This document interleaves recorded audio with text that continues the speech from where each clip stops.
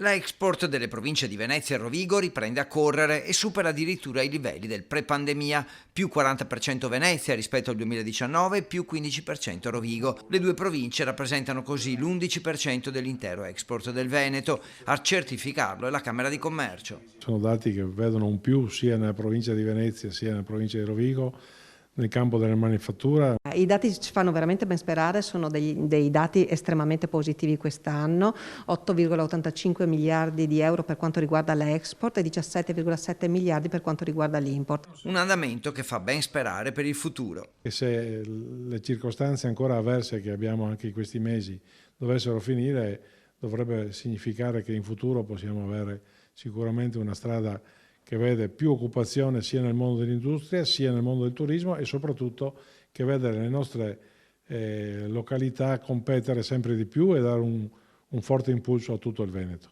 Quanto ai settori più dinamici c'è sicuramente quello delle aziende manifatturiere meccaniche, ma non solo. Rilevante per quanto riguarda la parte di Venezia è il settore delle calzature, che ha dato delle buone performance, e per quanto riguarda sia Venezia che Rovigo la parte alimentare delle bevande. Quanto alle importazioni crescono addirittura del 105% rispetto al 2019. Sembra una cattiva notizia. In realtà l'aumento è dovuto principalmente all'aumento dei costi delle materie prime e delle bollette. Il 10% del gas naturale che arriva in Italia, ad esempio, arriva a Rovigo, soprattutto dal Qatar, anche per la presenza del rigassificatore di Porto Tolle.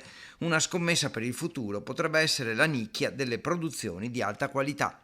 Non ultima l'idea di produrre di nuovo la qualità in Italia piuttosto che lasciarla fuori dai nostri confini, e anche se produrre qualità per noi è un problema perché i costi sono altissimi.